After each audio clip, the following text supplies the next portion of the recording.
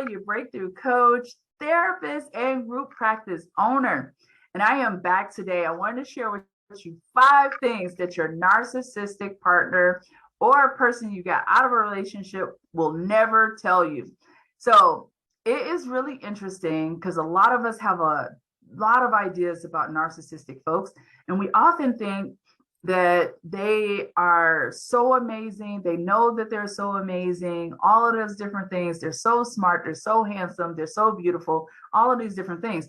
But here are some things that you may not know about them and may even surprise you and help you as you are moving out of this relationship, or you have gotten out of the relationship and looking to be happy, healthy, and whole yourself.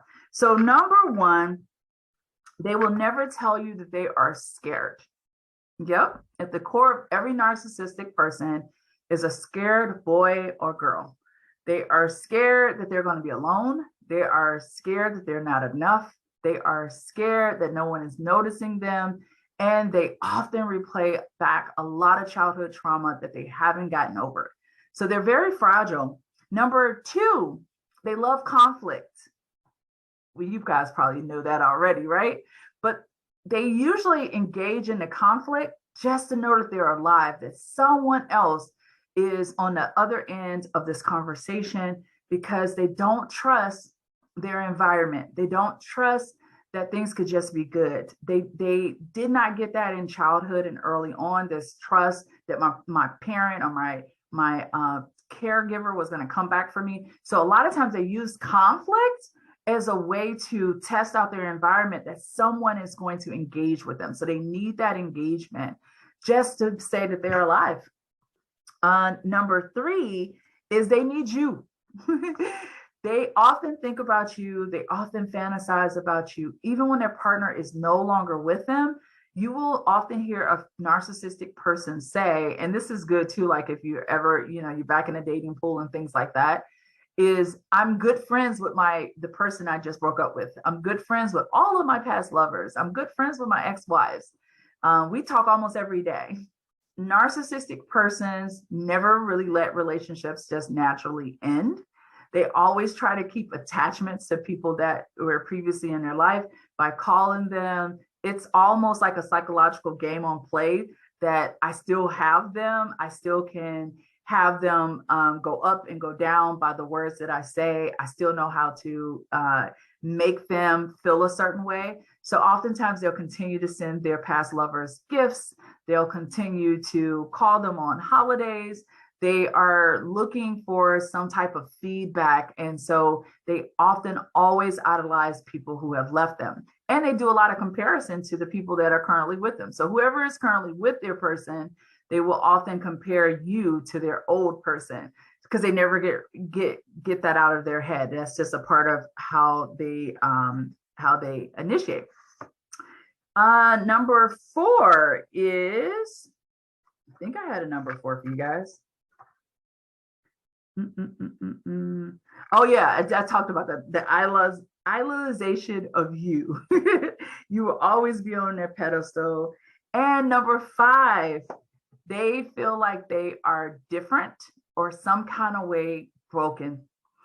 And I'm going to tell you, as a person who's a healer, as a person who is charismatic yourself, as a person who's given, because these are people that they typically always gravitate to. They gravitate to people who are nurturers, because they want somebody to bolster them up, and they're always looking for someone who can help fix them.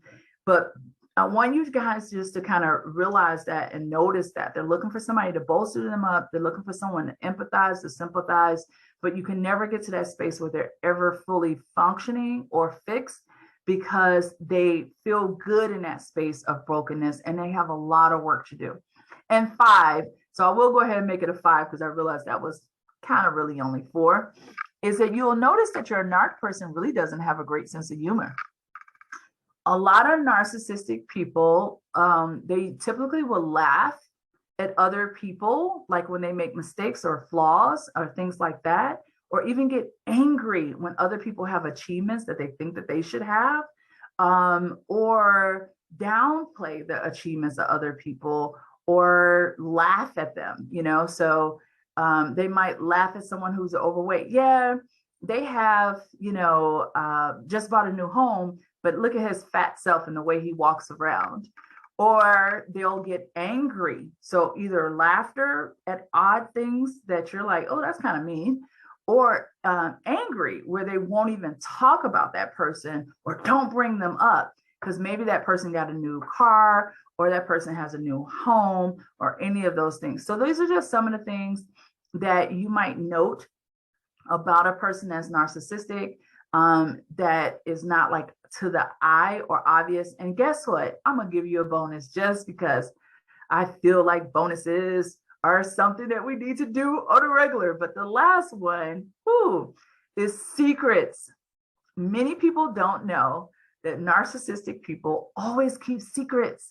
So secrets could be small things, right? Secrets could be very small things like maybe they're talking to additional people on the phone and they have you thinking that they're not, and they're actually entertaining or engaging several guys that they've met or several women that they've met, and they're having fantasy talk with them because now they have a new person to idolize. Or a secret could be that they've purchased another house in another state and they have a girlfriend that lives there. It could be a really big secret, but they often always have multiple things going on.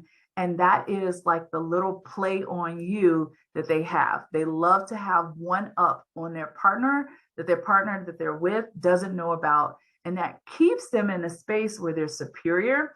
It also keeps them in a space where there can't be true connection. Again, because of the fragile ego that the narcissistic person has, they create these additional things going on because they are really at the core scared to be vulnerable. Although they want vulnerability, they're super scared of it. So they create different things so that they can never be in a space where someone could actually break them or hurt them. They need to be the persons that's doing that. And so that's where the abnormal piece comes in. And that's, of course, what makes them so harmful and keeps them in a space where they hurt so many different people, is because they're trying to protect themselves. And in doing that, they often do very dangerous things, very unsafe things, and of course, unhealthy things that hurt the people that they're in a relationship with. All right, guys, so these are our tips for today. Some things that you may not have known that the narc is doing or has been up to. I hope these were wholly, really, really helpful for you. And again, we look forward to supporting you on your narcissistic recovery. Please give us a call back at www.visionworkscoaching.com. I'm Melisa Alaba, and until next time, have an amazing day. Bye, guys.